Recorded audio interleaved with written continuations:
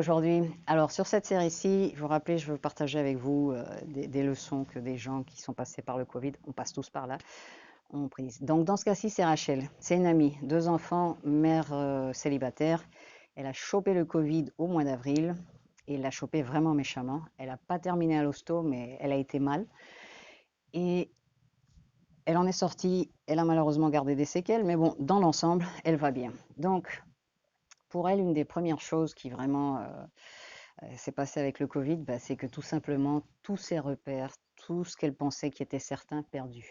Les enfants chez les parents, elle isolée chez elle, le boulot, plus de travail, des maux de tête et de la fièvre, vraiment pendant 15 jours assez forts. Et qu'est-ce qui a commencé à vraiment arriver? La peur. Alors, il y a la peur qui s'est emparée d'elle.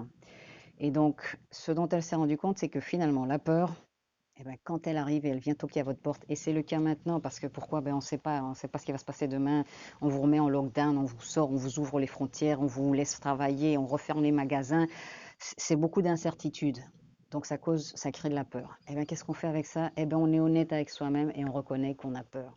Qu'on a peur de ci, de ça, de ça, de ça, de ça. Parce qu'à partir du moment où on le reconnaît, déjà la peur, elle diminue un peu. Parce que la peur, elle aime bien être dans l'obscurité et nous faire croire que les choses sont pires que ce qu'elles sont. Donc, les reconnaître. J'ai peur que ça m'arrive, que ceci, je perde mon boulot, que je n'ai plus d'argent. Quelles que soient vos peurs, vous pouvez faire une liste de ces peurs-là. Et à partir de là, vous mettez votre attention et vos efforts sur ce que vous pouvez contrôler. Parce qu'il y a toujours quelque chose qu'on peut contrôler.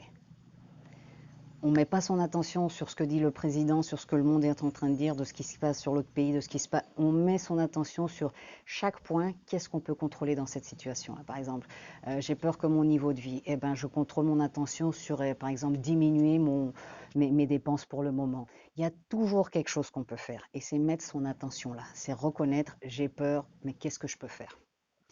Et quand vous faites ça, déjà, vous sentez que vous avez du pouvoir sur la situation. Et puis, la peur, elle est plus aussi forte. Elle sera toujours là parce que l'idée, c'est pas non, moi, ça y est, j'ai plus jamais peur.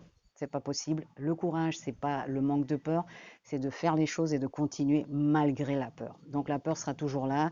Elle n'est pas mauvaise non plus. Ce qui se passe, c'est qu'il faut juste apprendre à la gérer. Et dans une situation comme ça, ce qui est important, c'est de gérer pour pas que vos jours et vos semaines et vos mois soient terribles. Rappelez-vous, un jour à la fois. Vous devez mettre votre attention aujourd'hui, là, maintenant, pour aujourd'hui. Un jour à la fois. Votre attention sur ce que vous pouvez contrôler. Si vous avez besoin d'aide, demandez de l'aide. Mais laissez pas la peur rendre votre monde absolument noir. On se voit bientôt. Ciao.